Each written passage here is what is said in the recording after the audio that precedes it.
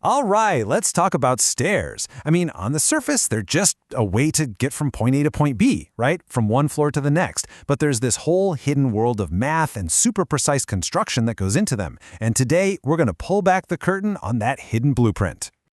So, have you ever walked up a flight of stairs that just feels weird? Maybe they're too steep, or the steps are too shallow, and you're kind of tripping over your own feet?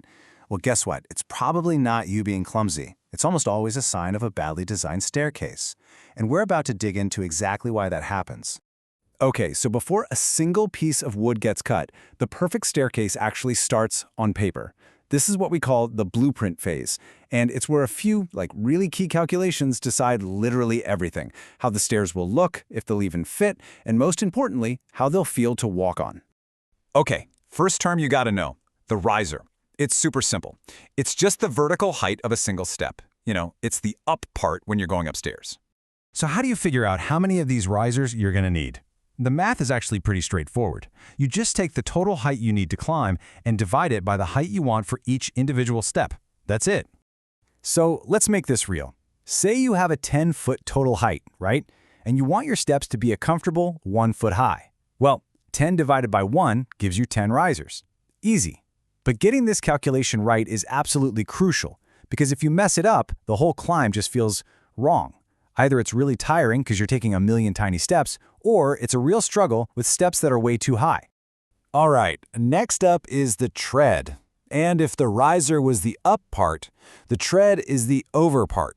It's the flat, horizontal surface where you actually put your foot. Now here's a super simple but really important rule to remember. You're always, and I mean almost always, going to have one less tread than you have risers. So why is that? Well, think about it. That last riser is you stepping up onto the top floor. There's no final tread there because the floor itself is your landing spot. So if we stick with our example from before, if we have 10 risers, that automatically means we need 9 treads. It's this simple little connection that keeps the whole design consistent and making sense. Okay, next piece of the puzzle. We need to know how much actual floor space this staircase is going to eat up. And there's a term for that. It's called the total going. Basically, it's the total horizontal length the staircase covers, from the very first step to the very last. And finding it is, again, pretty simple. You just take the length of one of your treads and multiply it by the total number of treads you have. This is the moment of truth that tells you if your grand design for a staircase is actually going to fit in the space you have. And boom, that's the final piece of our blueprint. Using our example, a 1 foot tread length times our 9 treads gives us a 9-foot total going. So there you have it. We know the total height, the rise, and the total horizontal distance, the run. Okay, but wait, there's one more thing. It's kind of like the golden rule that ties everything together. It's a formula that makes sure the stairs feel comfortable and natural to walk on, because it lines up with how people actually walk. The rule is 2 times the rise plus the run should equal somewhere around 24 to 25 inches. If you hit that number, your staircase is going to feel perfectly balanced and super safe. So our blueprint is done. The math checks out. Now it's time to turn all these numbers into an actual physical structure. Let's get into the build and see how this all comes together in the real world. So the building part, it's all about precision. First step is laying out and cutting all your pieces. You've got your risers, your treads, and then these super important structural backbones called stringers. After that, you've got to make really strong joints to connect the treads and risers to those stringers. And then finally, you put all those pre-made parts together to form the whole staircase. Okay, so once the staircase itself is built, it's time to actually install it. You get it into the right spot. Then you have to fix it securely to the floor at the bottom and the top. And then comes the final, and I mean critical, safety step. Adding the handrail and those vertical posts that hold it up, which are called balusters. The end goal here is a structure that is perfectly level, perfectly aligned, and just rock solid. So the stairs are in, looks great. But what's the difference between a good build and a dangerous one?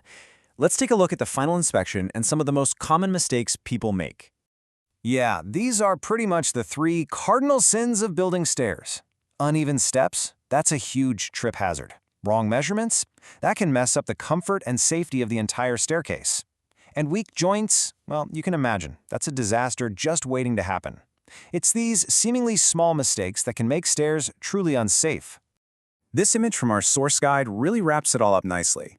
You can see right there, it lists those common pitfalls we just talked about: uneven steps, bad measurements, weak joints, and it also gives us a pretty slick memory tip to help keep this whole process straight in your head. And here it is, probably the easiest way to remember the whole shebang in just 5 letters. R, T, G, F, B. Any ideas what they could stand for? All right, here we go. Risers, treads, going, formula, and build. That's the entire process, right there, in order. You figured out your risers first, then your treads. Then you calculate the total going to see if it fits. You double-check everything with that safety formula, and only then do you actually start to build. So at the end of the day, every single calculation, every single cut, it all comes down to these 3 things, the 3 pillars of a perfect staircase. It has to be safe, it has to be comfortable to climb, and it absolutely has to be strong enough to last for years. So here's a little challenge for you.